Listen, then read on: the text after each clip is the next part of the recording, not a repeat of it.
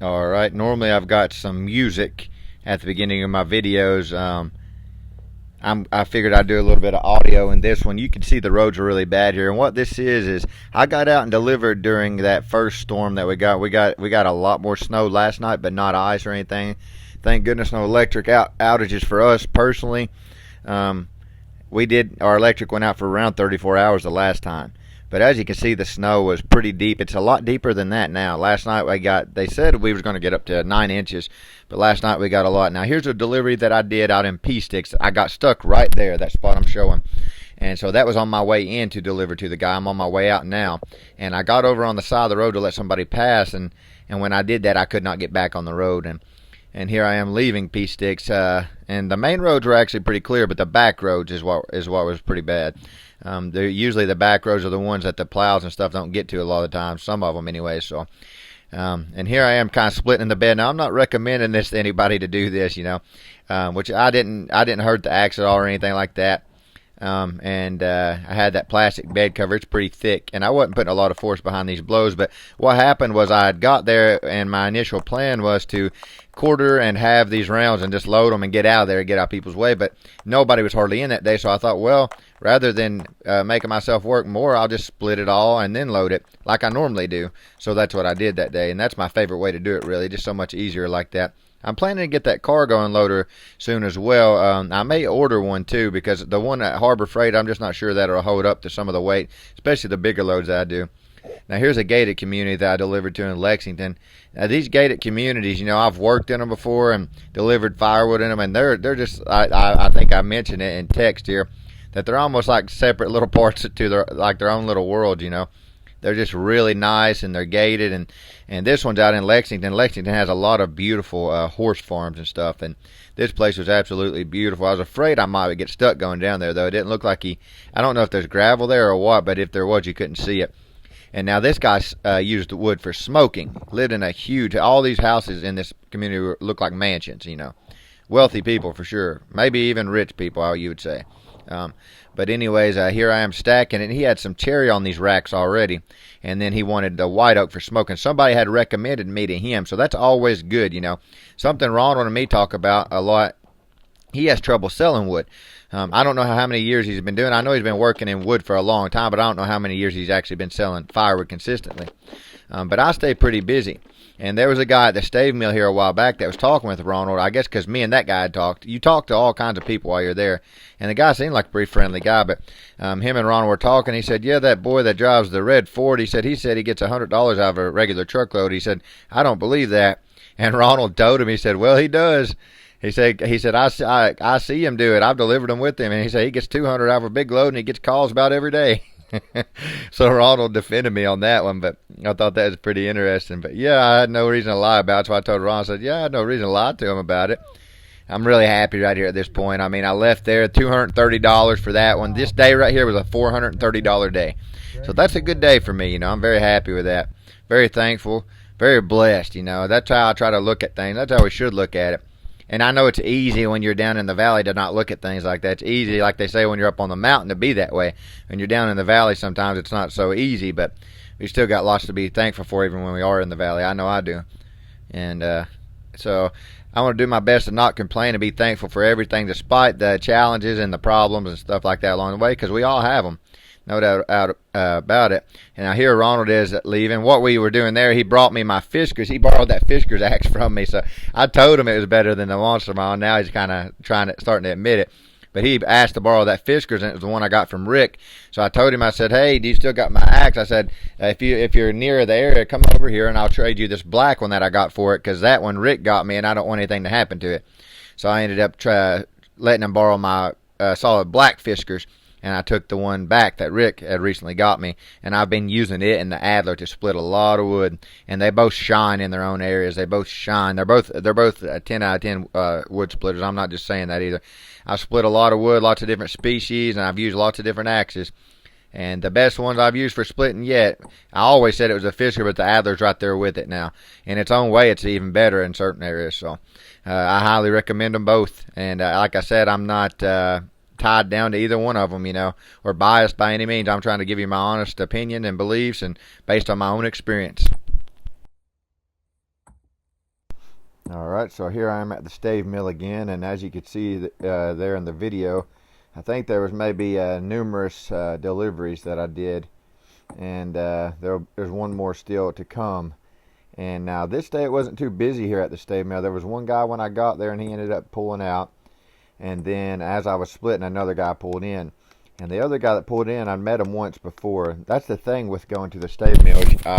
I'm starting to meet a lot of familiar faces, and I think I've met around 7 or 8 people now that say they watch me on YouTube. Not the last time I went, but the time before, there were a couple of guys. They're brothers, both young men, one 19 and one 25, and the older one said that he watched me on YouTube, so I thought that's pretty neat.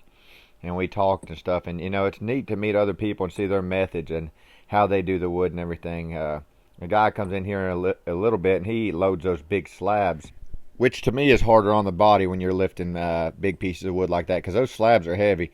Even though they're not whole rounds, they're longer, and so some of them are probably 100 pounds plus. This oak is very heavy, white oak.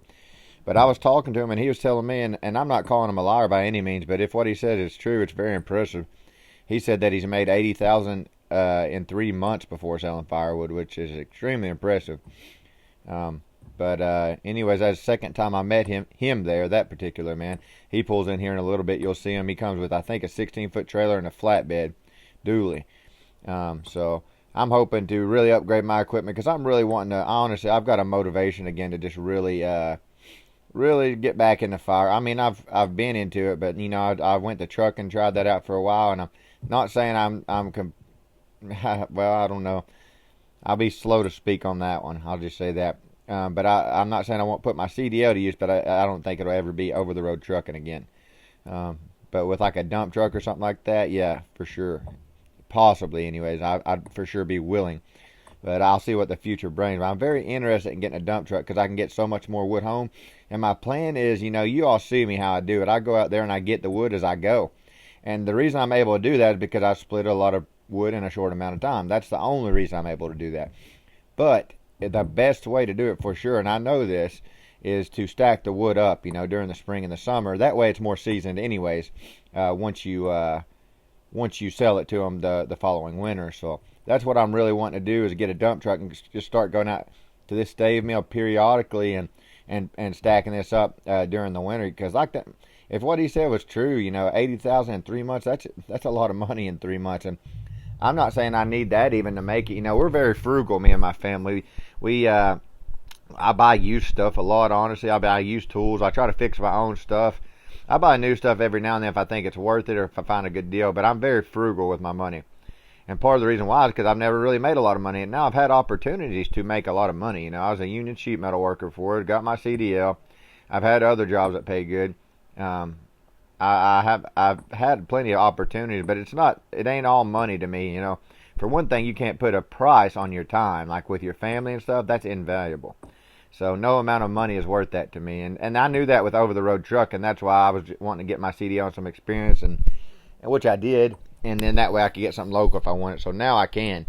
But at the same time, going back to work for myself again is kind of just lit a fire under me again, and reminded me how much I loved it, which I already knew, but getting back into it again in firewood and everything, man, I look forward to work. I don't dread it. I don't dread it at all. And I know there's things you got to cover and stuff like insurance and all that, but they have that for business owners too, small business owners. So that's the way I want to go, and I'd like to have passive income in the long run. Like maybe my friend's dad had some storage buildings, something like that, or I've even talked to a friend before about maybe a little mobile home park in the future. I know that it costs a lot of money to get started in that stuff, but one little thing at a time. A guy that I rented off of before, he told me how he started out. He owned a mobile home, and him and his wife ended up getting a different place. And the mobile home that he moved out of, he started renting out, and that was his first property they rented out. And then before long, well, I don't know how long it took, but he had, when I was renting from him, he had a lot of properties that he was renting out. But my point is, I want to work for myself. I want to enjoy it, my work. I want to be happy, and because that affects your mood at home as well when you're around your family. And I'm in a good mood a lot of the times. I'm pretty happy, pretty positive a lot of times. Of course, I have bad days and good days like everybody else. But this kind of work right here makes me happy. It's not nothing I dread. I look forward to it. I love it.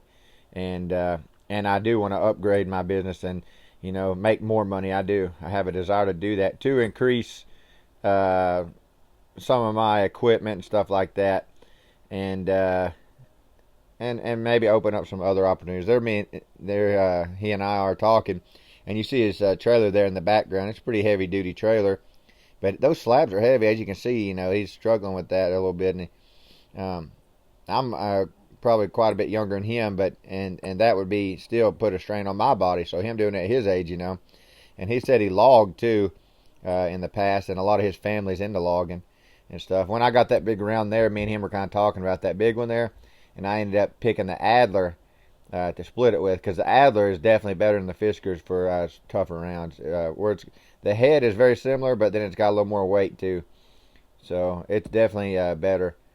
But he said, man, you can really swing that maul. Lots of people think it is a maul. It looks similar to one. There are differences in mauls and splitting axes. The pole, for one thing, is different. The handles are different, and then the point of a splitting axe usually is much sharper than a maul. So to me, they're just a better design, much far superior. And I think companies and stuff are really starting to reflect that, because you're starting to see a lot of splitting axes. More so than mauls now, I believe, and they're just better design. You know, if you're swinging something for a long time, do you want something really heavy that wears you out unnecessarily, or do you want something that's heavy enough to do the job that you can swing for a long time? You know, for me, it's an easy choice. That guy back there is having a bad day with this forklift. He's a really friendly guy. I like him a lot. I recognize him. I think I worked with him at a factory many years ago, probably 10 years ago, Nestle Hot Pocket factory here in Mount Sterling, Kentucky.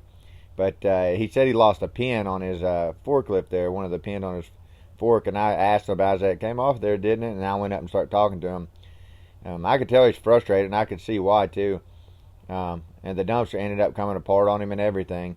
And then when he's trying to get it out of there, he got the forklift stuck, so he had to leave and go get something to pull it out. But I ended up heading out shortly after that, before he got back, because I had my load pretty much finished at this point.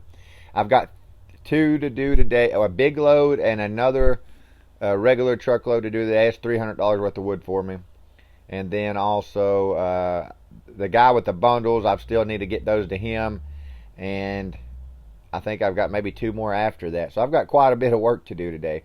And right now it's morning and I'm editing this video, so I like to get these edited and put out, because if I don't have enough space on my phone to keep recording, because it takes up a lot of space, and I've got so many pictures and videos of my children anyway. So but yeah, as you can see, it's pretty icy there too, so that's why that forklift gets stuck like that. I've drove them before. I used to drive them at factories. I even drove they called them cherry pickers. You stand up on them. It's like a forklift, but you stand up on it, you wear a harness, and they take you way up in the air, and you get stuff off of shelves. I drove those too. I drove large pallet jacks. I used to work in a freezer for Save a Lot warehouse, and I drove these huge, they look like pallet jacks, but they have huge batteries on them, and you actually drive them. You stand on them and drive them, and they can fit 2 pallets on them rather than just one, like a regular pallet jack.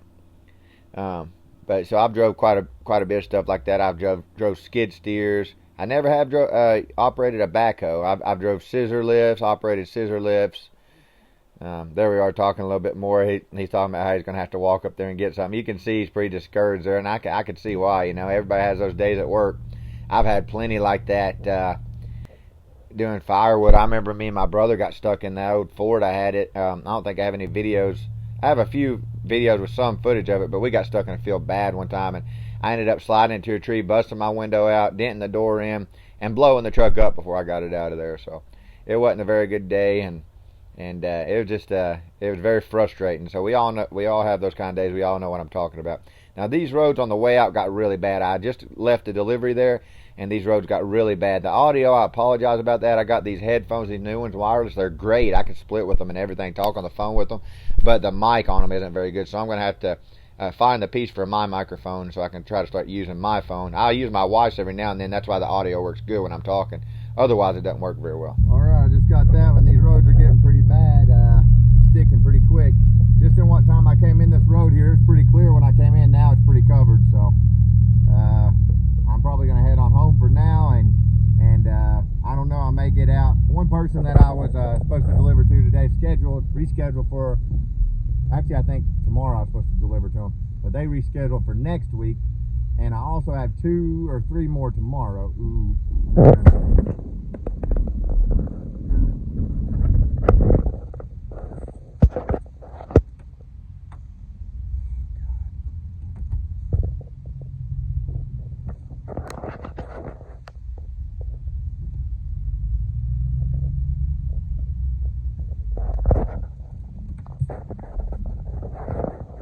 Sliding right there. I was sliding. Yeah, I'm getting home. I'm getting home. That's a big hill to go over there. I would go right over that. So I need to be really careful.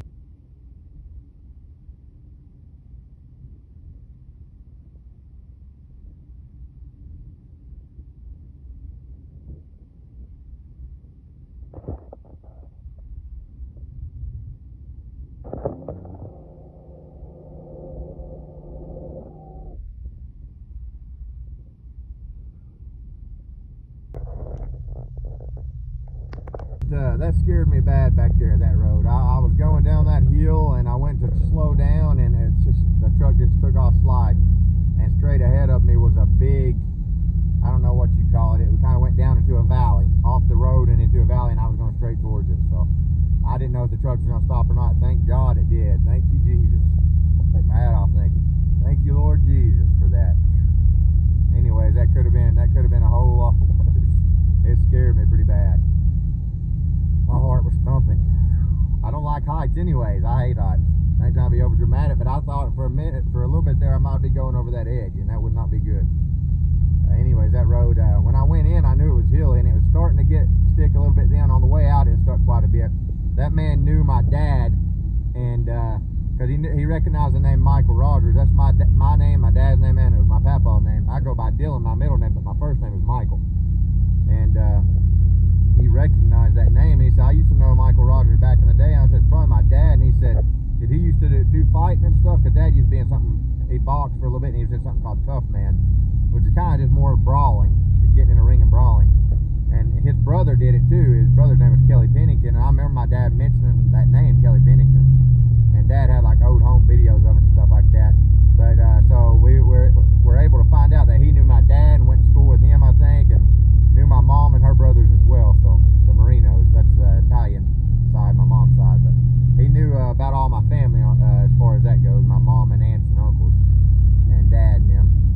And but it was nice talking to him. He was a real friendly guy, and he had a barn there, and I stacked the wood in his barn for him, and was able to get back up right to his barn there in 4-wheel drive high. I left out there in 4-wheel drive high, and even with it like that, I took off sliding, and I ended up putting it in 4-wheel drive low, just to try to, you know, have it geared lower and hopefully not slide, and if it did, maybe grip a little better. But anyways, I made it out there. The main roads aren't as bad as that one. That was kind of a little back road, and it was very hilly, and just coming out there, it was definitely scary. I wouldn't want to do it again. Would not want to do it again. I went through some scary hills and stuff out in weather like this before. Me and my brother did one time, and when we got to the top of it, we had taken the wrong turn, which was a horrible wrong turn to take, because I was delivering to somebody, and it was out during, I think, either an ice storm or something. It was bad. The weather was bad. Me and my brother got out in a lot of bad weather and delivered. I have been lately a little bit, and I've got some footage of that I put in this video. I got stuck twice the other day, actually, doing one delivery in the guy's driveway when I went to leave, and then on the way there, I got over on the side of the road to let a guy pass, and I about didn't get back on the road. I got stuck. I was able to rock it back and forth and get out both times. But me and my brother took a wrong turn. We knew it was up a hill. It was to a family member, but I'd never been there. It was up a steep hill, they said, and they said you'd have to have 4-wheel drive to get up it. And it, you know, I can't remember if it was icy or just snow or what, but it was slick. And we went up the wrong hill, because there was a hill right before her, and it was very steep, probably worse than hers. And we got to the top, and there was this old man sitting there in his truck with his truck started, facing out. And he said he was literally just sitting there debating on going down it. That's how bad it was. And he said, how did you all come up that driveway like that or something?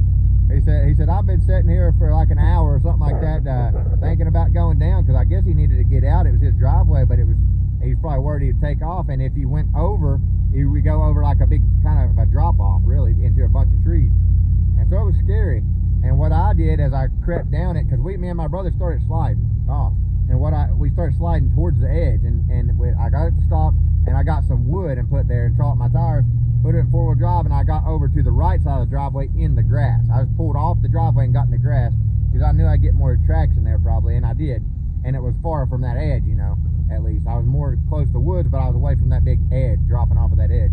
So that's what I did, and I crept down like that. And then we found the right driveway. But yeah, I've been out in some bad weather doing it. It's scary and it's very dangerous. Like if I went over that hill right there, no guarantee I would have lived. It was a pretty good size one, and the truck could have flipped and rode anything. So when it gets real bad out, it's really better just to not try it. But I went up a steep one the other day when I went to Hazel Green, Kentucky. Not real familiar with that area at all. I only went there once, and other than that time I think, or maybe twice. But anyways, it was scary. My back end, I mentioned it already in a previous video, but my back end turned plumb sideways on me, so it was scary. These roads are starting to get a little worse too. It's starting to stick, even the main road. So I'm heading home. I got his load delivered and everything, and I'm heading home right now. But anyways, I'll update maybe once I get there, maybe do a little more talking or something. These roads are getting worse, so I'm going to try to just focus on driving for now. I wanted to take the time again to thank you all as well, and then show you some of this that I see in YouTube Studio. If you're a YouTube content creator, you have YouTube Studio, and it shows you these analytics, and I really appreciate you all. I see this on my end a lot of times, so I really appreciate it. I truly do. There's Michael White, we've got Tree Veteran, Seth, and then Grizzly Ridge Runner, and I truly appreciate you all and everyone else as well. There's many more, but these are the three that popped up. There are many other people who have been very kind and supportive as well, and I truly notice all of you and appreciate that. And these are just some of the things that I see on my end. I thought it'd be interesting to show you all some of that. This stave mill has really been a blessing this year, and it's really changed my content, and lots of people seem to like it, so I appreciate every one of you. I've also enjoyed meeting some of you all at the stave mill. Be safe and God bless.